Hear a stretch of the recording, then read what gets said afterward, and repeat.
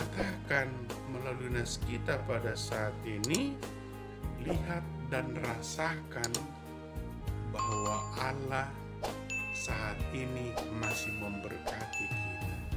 Melalui apa? Napas kehidupan. Shalom, Bapak Ibu yang terkasih dalam nama Tuhan Yesus Kristus. Puji dan syukur kita ucapkan kepada Dia, kepada Tuhan kita, Juru Selamat kita, penebus kita. Kita masuk kepada ibadah Jumat Agung, Jumat 2 April 2021. Perningotan Hari Hama Mateni Tuhan Yesus Kristus. Tetapi sebelum kita mulai mendengarkan firman Tuhan, marilah kita berdoa. Damai sejahtera Allah Bapa yang melampaui segala akal, kiranya memelihara hati dan pikiranmu sekalian di dalam Kristus Yesus Tuhan kita. Amin. Bapak Ibu yang terkasih, melalui acara ibadah Jumat Agung kita pada saat ini, kiranya kita diberikan semangat dan sukacita, yang sakit disembuhkan, yang bekerja dan yang mencari pekerjaan diberkati Tuhan, dan untuk seluruh anak-anak yang sekolah, yang kuliah, yang belajar diberikan kepintaran. Firman Tuhan di minggu ibadah Jumat Agung kita pada saat ini diambil dari Lukas pasal 23, dimulai dari ayat 44 sampai ayat 48. Demikian pembacaan firman Tuhan. Saya bacakan untuk kita. Yesus mati. Ketika itu hari sudah kira-kira jam 12. Lalu kegelapan meliputi seluruh daerah itu sampai jam 3. Sebab matahari tidak bersinar dan tabir bait suci terbelah dua. Lalu Yesus berseru dengan suara nyaring, "Ya Bapa, ke dalam tanganmu kuserahkan nyawaku." Dan sesudah berkata demikian, ia menyerahkan nyawanya. Ketika kepala pasukan melihat apa yang terjadi, ia memuliakan Allah. Katanya, "Sungguh orang ini adalah orang benar." Dan sesudah seluruh orang banyak yang datang berkerumun di situ untuk tontonan itu, melihat apa yang terjadi itu, pulanglah mereka sambil memukul-mukul diri.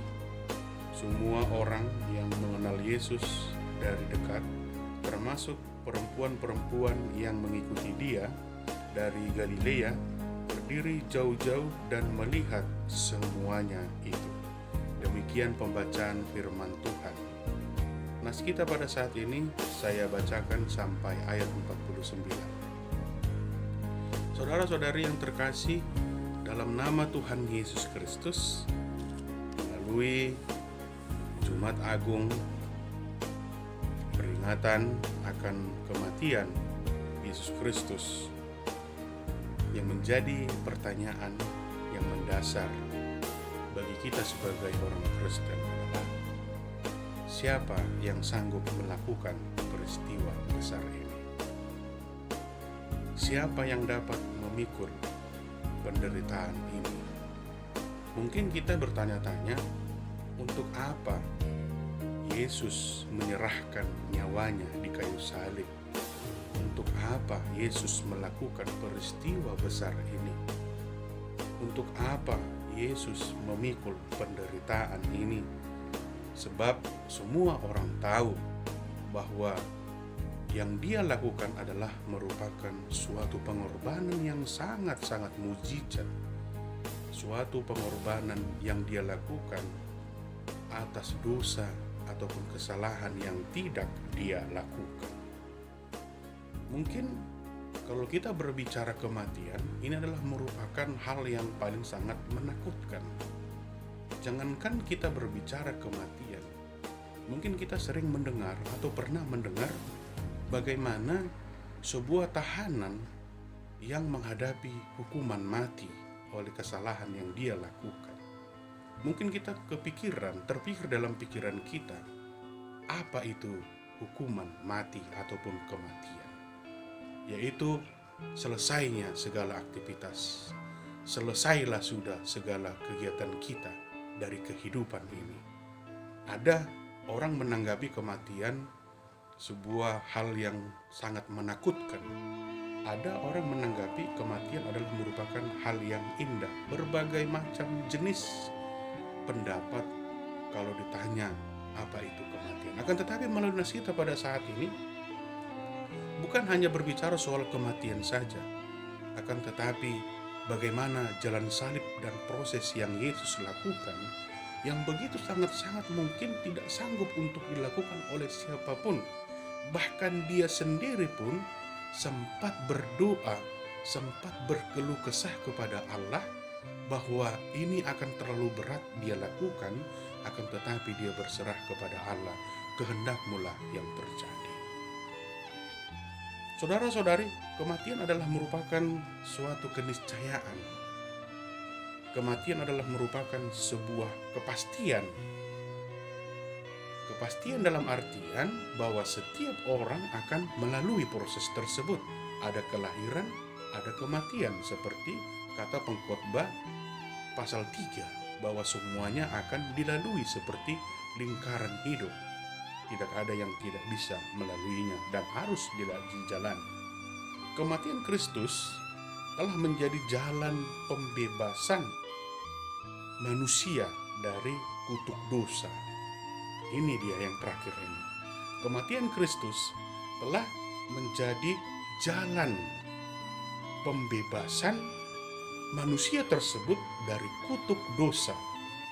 Karena manusia tersebut sudah mendapatkan upahnya, yaitu kematian. Akan tetapi Allah tidak berkenan manusia tersebut yang berdosa tersebut mati begitu saja. Akan tetapi hendaklah dia menjadi orang-orang yang dibebaskan dari dosa, kutuk dosa, yaitu kematian, bangkit selama-lamanya jika dia percaya. Dan dia harus percaya, itu yang dikehendaki oleh Allah melalui nas kita pada saat ini.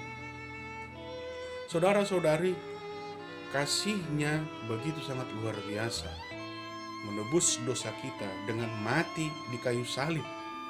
Itu tadi saya katakan, kematian Yesus bukan hanya sekedar kematian biasa, akan tetapi kematian yang sangat luar biasa, bahwa tidak ada yang sanggup melalui proses jalan salib tersebut sampai dia mati di kayu salib, bahkan sampai dia ditikam dengan tombak, sampai dia dicambuk, dan akhirnya dia melepaskan nyawanya, menyerahkan kepada Bapa. Dihina, direndahkan. Kalau mati biasa saja mungkin kita merasa terhormat, akan tetapi kalau kita mau memakai nalar kita, Yesus ini mati seperti tidak terhormat, karena selama dia hidupnya banyak orang yang mengikuti dia, bahkan memanggil dia sebagai guru, rabi, sebagai pengobati yang menghidupkan orang yang meninggal, menyembuhkan orang yang buta, yang tuli, merubah air menjadi anggur. Akan tetapi di sini dia sangat-sangat direndahkan. Untuk siapa? Untuk menebus dosa kita. Bukan karena dosanya, lagi-lagi bukan karena dosanya, akan tetapi dosa kita sangat luar biasa. Pengorbanan seperti apa yang dia lakukan. Mungkin kita kalau memakai nalar kita, mungkin kita akan mengatakan, kalau di posisi kita, mungkin banyak orang mengatakan kita adalah orang yang gila karena melakukan sesuatu yang tidak kita lakukan untuk seseorang agar dia mendapatkan kebebasan. Saudara-saudari yang terkasih dalam nama Tuhan Yesus Kristus, peringatan akan kematian Yesus Kristus ini juga mengingatkan kepada kita. Ingatlah hari kematianmu, apa yang sudah engkau lakukan, apa yang sudah engkau perbuat, apa yang sudah engkau jalani selama hidupmu. Berapa tahun engkau hidup di dunia ini, hitunglah sudah berapa banyak yang engkau lakukan yang baik. Dan hitunglah sudah berapa lama, sudah berapa banyak yang tidak baik yang engkau lakukan. Dan itu harus engkau rubah agar engkau mendapatkan keselamatan. Peristiwa penyaliban Yesus sesungguhnya menjadi peristiwa kasih. yang melahirkan banyak peristiwa dan perubahan ajaib. Hidupnya saja ketika dia masih hidup, Yesus sudah membuat banyak peristiwa yang sangat-sangat ajaib dan luar biasa. Tadi saya ucapkan satu persatu bagaimana peristiwa ajaib yang dia lakukan. Yang pertama yaitu dia mengajarkan tentang perumpamaan, tentang kerajaan sorga. Inilah tempat kita, inilah nanti kelak yang menjadi inganan halak naporsea. Inilah kerajaan sorga yang kelak akan ditempati oleh orang-orang yang benar-benar layak untuk diselamatkan. Lalu yang berikutnya bagaimana Yesus melakukan kegiatan-kegiatan yang ajaib. Bahkan dia mengalahkan iblis, orang yang kerasukan setan. Iblis lari, ketakutan, kocar-kacir dengan mendengar nama anak Allah, yaitu Yesus Kristus. Sangat luar biasa. Bahkan dia menjadi orang yang bisa merendahkan hatinya, merendahkan dirinya. Dia dibaptis di sungai Yordan. Dia ingin memberikan teladan kepada orang Kristen bahwa orang Kristen harus dibaptis di dalam nama Allah, Anak, dan Roh Kudus. Dia mau. Bahkan Yohanes berkata, aku sebenarnya tidak layak untuk membaptismu. Akan tetapi untuk menuruti kehendak-Mu, aku akan melakukannya. Luar biasa. Seorang Yohanes Pembaptis sangat-sangat berat untuk melakukan, untuk membaptis dia di sungai Yordan. Akan tetapi Yesus ingin menunjukkan teladan kepada kita. Itulah perbuatan-perbuatan peristiwa ajaib dan perubahan yang dia lakukan selama hidup. Bagaimana ketekunan orang-orang yang alih-alih Taurat bahwa tidak boleh menyembuhkan orang sakit ketika hari Sabat, tapi Yesus melanggar itu, dalam artian bukan ingin melawan hukum Taurat, akan tetapi Yesus ingin menunjukkan kasih di dalam menjalankan hukum Taurat tersebut. Sangat luar biasa. Ya, memang perbuatan yang baik itu tetap selalu menjadi ada pro dan kontra. Tidak selamanya perbuatan baik itu semua orang menyenangi. Dan sebaliknya juga, tidak selamanya perbuatan yang jahat itu menjadi hal-hal yang dibenci oleh orang. Itulah kehidupan pada saat ini. Baik dan benar selalu menimbulkan pro dan kontra. Baik yang kita lakukan pasti ada orang yang menyukai dan tidak menyukai. Yang tidak baik yang kita lakukan pasti ada saja orang yang suka dengan perbuatan yang tidak baik, dan tentunya banyak yang tidak suka dengan perbuatan yang tidak baik tersebut. Saudara-saudari, karena kasih-Nya Yesus telah mati untuk kita. Karena kasih-Nya.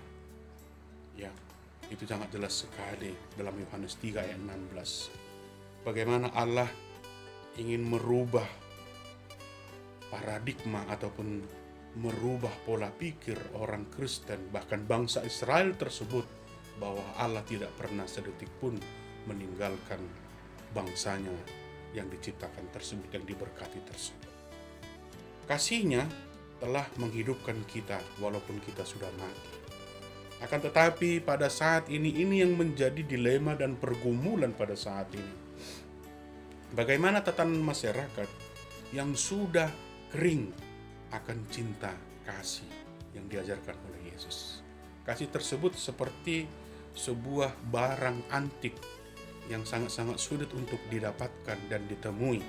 Karena pada saat ini yang kita dapati adalah merupakan kebalikan dari kasih tersebut, yaitu kemarahan, kebencian, kemurkaan, caci maki, dan juga merupakan kutukan. Itulah yang kita dapati pada saat ini. Akan tetapi bukan mau mengatakan kita menjadi orang yang pesimis akan situasi itu. Akan tetapi kasih tersebut akan selalu menang, seperti yang dilakukan oleh Yesus Kristus di kayu salib. Dia rela mati di kayu salib untuk memenangkan. Demikianlah halnya. Janganlah kasih tersebut menjadi kalah. Akan tetapi kasih tersebut menjadi sebuah alat untuk memenangkan kita. Semua orang sibuk dengan kepentingan diri sendiri. Janganlah kita menyibukkan diri. Dalam artian di situ dikatakan kita melihat, akan tetapi kita tidak mau membantu. Kita mendengar, akan tetapi kita seolah-olah tidak mau memperdulikan, tidak mendengar orang-orang yang membutuhkan. Saudara-saudari yang terkasih, dalam nama Tuhan Yesus Kristus, melalui peringatan kematian Yesus Kristus pada saat ini, ada 3 hal yang ingin disampaikan melalui nas kita pada saat ini. 3 hal yang ingin diberitahukan melalui nas kita pada saat ini kepada kita dimanapun berada pada saat ini. Yang pertama, proses kematian Kristus dipermuliakan melalui kejadian-kejadian yang mengherankan. Itu yang pertama. Proses kematian Kristus dipermuliakan melalui kejadian-kejadian yang mengherankan. Yang pertama yaitu matahari yang tidak bersinar pada tengah hari. Padahal di situ kejadiannya adalah tengah hari, siang, jam 12. Kurang lebih 3 jam terjadi gelap gulita ketika Yesus mati di kayu salib. 3 hal yang ingin diberitahukan melalui nas kita pada saat ini. Pertama, yaitu proses kematian Kristus dipermuliakan melalui kejadian-kejadian yang mengherankan. Apa itu? Matahari tidak bersinar selama 3 jam. Padahal ketika itu jam menunjukkan jam 12 siang ketika kematian Yesus Kristus. Jadi di situ keadaan kalau dalam kehidupan kita pada saat ini, kalau dikatakan jam 12 di situ sangat panas, sangat terik. Dan banyak di situ orang beristirahat dari kegiatan atau pekerjaannya karena jam 12. Akan tetapi di situ terjadi gelap gulita selama 3 jam. Lalu yang berikutnya, proses kematian Yesus melalui kejadian-kejadian yang mengherankan lagi, yaitu terbelahnya tabir di bait suci, tirai di bait suci terbelah 2, yaitu tidak ada lagi dinding pemisah antara orang Yahudi dan bukan Yahudi. Terbelah ya bait suci di bait Allah. Tidak ada lagi pemisah-pemisah, di situ satu, yaitu untuk memuji dan memuliakan nama Allah. Lalu melalui nas kita pada saat ini yang kedua yang ingin ditunjukkan adalah kematian Kristus dijelaskan melalui perkataan yang keluar dari mulut Yesus sendiri, yaitu yang pertama, Yesus mengatakan, "Mengapa engkau meninggalkan aku?" Yang kedua, "Ya Bapa, ke dalam tanganmu kuserahkan nyawaku." Di situ yang ingin dikatakan, kita harus percaya dan menunjukkan kerelaan hati kita untuk mati dan percaya dan sungguh-sungguh akan kehidupan setelah kematian, serta menginginkan kehidupan itu dengan berkata, "Ya Bapa, ke dalam tanganmu kuserahkan nyawaku." Di situ ingin dikatakan bahwa kita harus percaya dengan sungguh-sungguh bahwa kehidupan setelah kematian ada. Bukan perkataan orang yang tidak percaya setelah kematian bahwa kehidupan itu tidak ada. Ada. Kehidupan setelah kematian ada. Jadi itu sebabnya dikatakan, mau kita menyerahkan kehidupan kita. Mau kita berserah kepada Tuhan bahwa inilah hidupku. Jangan kita membawa pikiran kita ketika kita menjalani kehidupan kita pada saat ini. Banyak sekali orang Kristen, dia berdoa, ketika dia berkata amin, dia membawakan pikirannya kembali, ditimpa oleh persoalan dan pergumulan dalam hidupnya. Padahal dia baru mengatakan amin, akan tetapi dia kembali kepada pikirannya. Padahal ketika dia berdoa, dia memohon kepada Tuhan bahwa Tuhan harus ikut dan ikut serta dalam kehidupanku untuk membantu dalam setiap pergumulan. Akan tetapi ketika mengatakan amin, dia kembali lagi mengandalkan pikirannya, sehingga dia menjadi susah. Lalu perkataan yang berikutnya, "Ya Bapa, ke dalam tanganmu kuserahkan nyawaku." Hidup dan mati adalah milik Allah. Tidak ada yang tahu. Rezeki adalah merupakan milik Allah. Berkat adalah merupakan milik Allah. Jangan kau susah untuk mencari rezeki dan berkat, karena semuanya sudah dipersiapkan oleh Allah. Yang penting bekerja sambil berdoa. Itu aja yang penting. Jangan kita memikirkan yang lain. Kalau bisa harus dapat 1M, kalau bisa harus dapat sekian miliar. Jangan. Engkau akan susah. Kenapa? Karena kalau tidak, kesampaian, maka engkau akan mau melakukan hal yang tidak diinginkan oleh Allah. Apa itu? Korupsi, mencuri, dan yang lain-lain. Akan tetapi, jalanilah dengan tulus seperti air mengalir. Yang penting bekerja dan berdoa. Lalu, poin ketiga yang ingin disampaikan oleh nas kita pada saat ini, kematian Kristus sangat berkesan dalam diri orang-orang yang menyaksikan. Jelas sekali dalam nas kita pada saat ini, bagaimana kepala pasukan Romawi yang mengatakan, sungguh orang ini adalah orang yang benar. Dalam ayat 48, semua orang yang melihat apa yang terjadi, maka pulang sambil memukul-mukul diri mereka. Yang ingin dikatakan melalui nas kita pada saat ini, lihat dan rasakan bahwa Allah saat ini masih memberkati kita.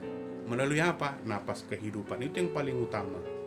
Bisa kita bayangkan kalau kita tidak bisa bernapas, dan kita bisa bayangkan bagaimana di rumah sakit ataupun di tempat-tempat kesehatan yang lain, orang yang susah bernapas dibantu oleh oksigen agar bisa bernapas, berarti sangat pentingnya pernapasan tersebut. Rasakan dan nikmati. Kita saat ini masih bisa diberikan napas kehidupan.